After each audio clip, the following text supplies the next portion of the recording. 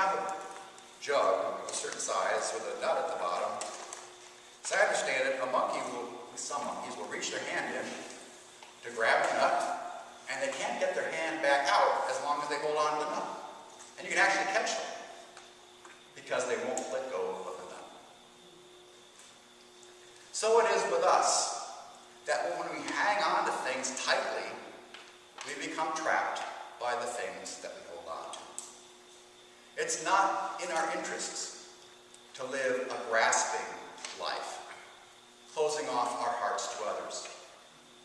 And yet it is so easy to think that isn't our interest. We need to protect what is ours, don't we? We need to protect ourselves. When I was growing up, Paul Simon had a song, "I'm a rock, I'm an island. If I never had loved, I never would have cried." If we kind of keep ourselves sealed off in every sense of that word, we can stay safe. That's in our interest. Jesus says no. No. The story says no. It's in letting go. It's in opening up that we find life. It's in risking that we find life. Life. When I was in South Africa, I saw this sign at a museum associated with a neighborhood. There's a neighborhood of Indian folks in South Africa that are characterized as colored. Different groups of people based on the color of their skin. And they lived in a neighborhood, and the whites in South Africa decided they wanted to redevelop that neighborhood.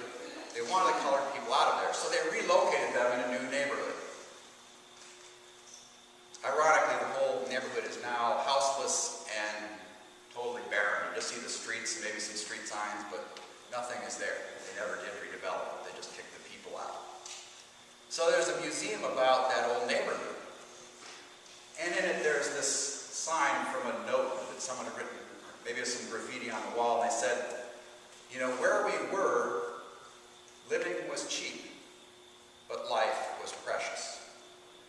Where we are now, living is expensive, but life is cheap. Jesus and this story invites us to think about what is really valuable. What is really valuable and how we are to live our lives. Again, are we going to live it in a grasping way, holding on to everything that we have? Or are we to live it in a gracious way, reaching out to those around us with an open heart, and if you will, with an opening? It begins with love and grace. Realizing how abundant God's love and grace is to us. One of the things in my work now I try to help people understand is taking care of nature is in our interests. It's in our interest to take care of the soil. It's in our interest to take care of the water. It's in our interest to take care of the air. We won't survive if we don't have these things. And nature provides all sorts of free services to us. Abundantly. I remember a quote from someone who was writing an editorial in the paper. He talked about how in the past, pioneers came to Ohio and nature was trying to kill them. I'm sorry, what was trying to keep them alive? There was abundant fish, wildlife, plant life. Nature is abundant.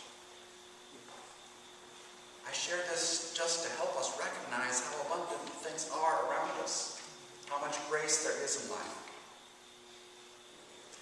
I had the opportunity to spend some time in the Colorado desert along the way, a couple days, where I did nothing but just think about my life. And I found myself just being thankful. Thankful for what had been.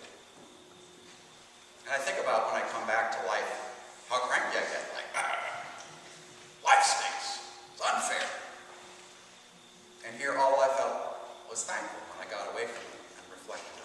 on it. I know that people have hard lives. I know that there is hard things in life. I know that life is difficult. I want to pretend it isn't.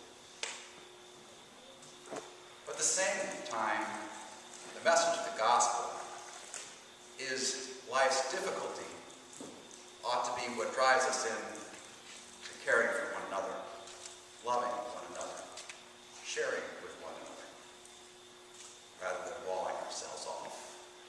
That is what is in our interests. The story that follows this story is the story of the rich man and Lazarus. The rich man who gets to heaven, and he discovers Lazarus in blessed glory, and here he is in burning flame. He says, well, what's wrong with this, Lord? He said, well, in life, you just held on to everything for yourself, and poor Lazarus, all he had was the crumbs from your table.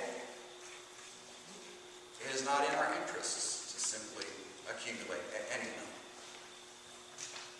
We are called to share and to love, because we have a God who will never let us alone, never leave us alone. A God who is gracious and forgiving, and calls us to be tenderhearted and forgiving, even as we have been forgiven, and promises us love.